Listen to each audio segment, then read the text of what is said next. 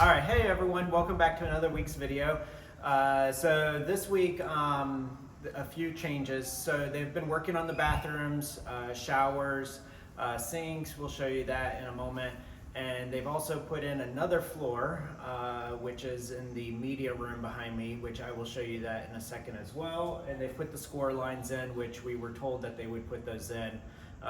The architect was sure to prep us that some people don't like the scores, but it will help with cracking and aging.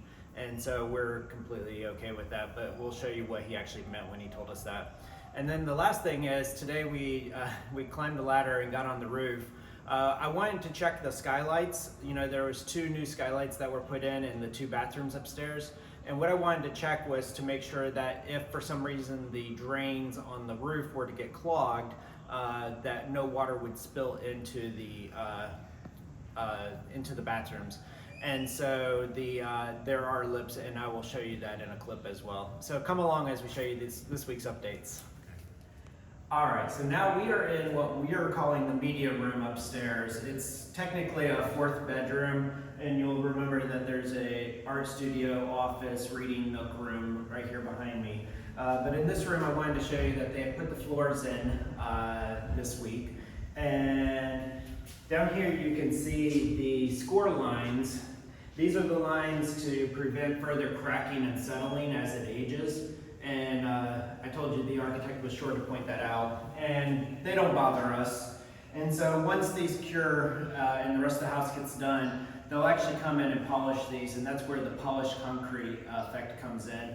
And then there will be a finish on top of that to prevent like staining and aging and things like that as well. So those who are interested in polished concrete, stay tuned and we'll keep you updated on how it goes and what we like about it and what we don't like about it.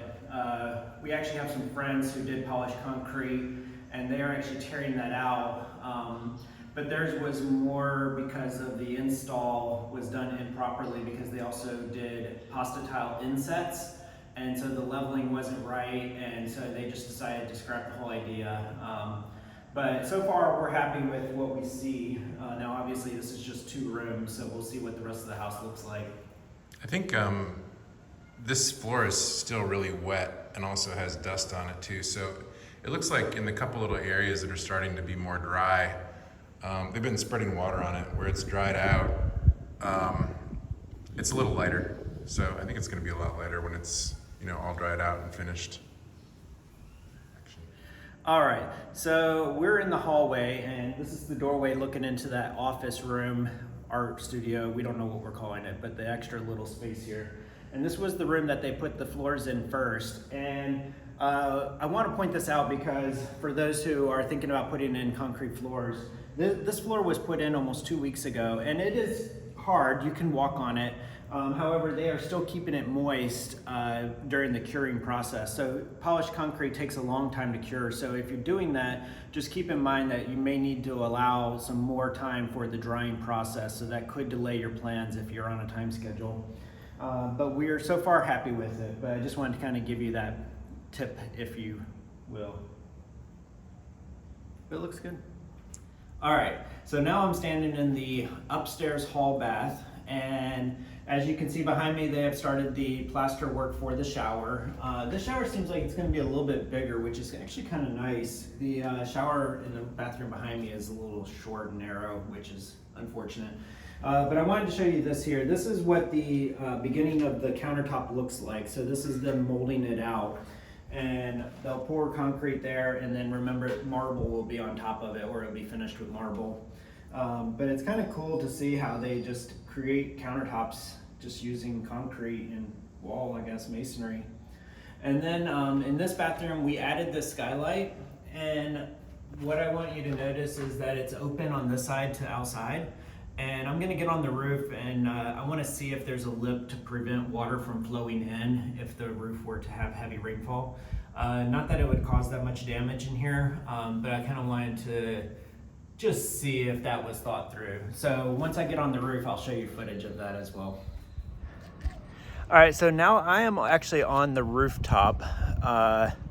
So this is There's I don't know if you can see behind me, this window right here is where the concrete loft was. That is now like the primary bedroom with the high ceiling. And so I climbed, there was a ladder there. So I climbed up the ladder, and what I wanted to do is I wanted to take a look. These are the skylights in the 2 bathrooms upstairs. And so I wanted to check just to make sure that there was a lip down here so that no water would run into the bathroom from the rooftop. And so it does appear that that is the case. So hopefully as they finish these and plaster them and put screen in, I can give you an update of what it looks like finished. This is it's still a little rough. You can see concrete still over here, and so I don't know what that's actually going to look like, but this is what the skylights look like from the rooftop. So there's that lip, which is what I was looking for. All right, so now we're in the primary bathroom, which is off the rooftop terrace with the 2-story bedroom. And the big changes in this one are that they've installed the mold for the countertop. Now keep in mind that this will have a marble countertop and then the sink sitting on top of it. So it does look really high right now, but the floors are not in here, so it'll kind of level out a little bit. But they have a history of putting countertops really low here, and so we made it a point to make sure that our countertops were a little bit higher.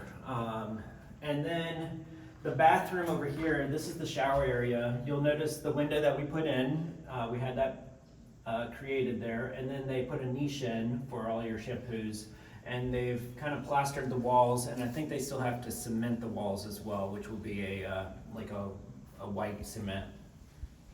So it looks pretty good. Yeah, it looks good. Yeah, I love the lighting in this room. Still got to figure out that light coming, that electrical conduit coming out of the ceiling. I'm pretty sure it's overhead lighting. Yeah.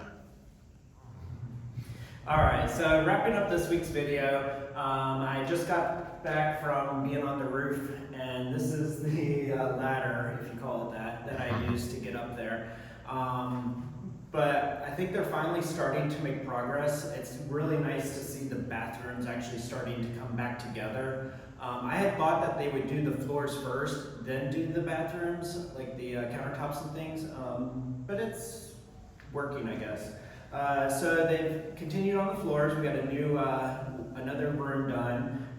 Most of the bathrooms have some work going on, and then I did get on the rooftop to look at the skylights, which was kind of cool, and I'll show you that video, or you've seen that video as well. And so stay tuned and like and subscribe, and we'll see you next week. Hey, tell them about our forecast, our weather forecast. So for those interested in Merida, it's going to be hot. Winter is officially over, it feels like. This week is going to be in triple digits. I think Friday is supposed to be like 107 or 105. So the heat is coming. April and May are typically the hottest months, but they're typically dry. And then after that, you kind of get hot and wet weather until November again. So we'll try to show you, we'll probably look hot sweating mess because it's not hard to start sweating here. Yeah.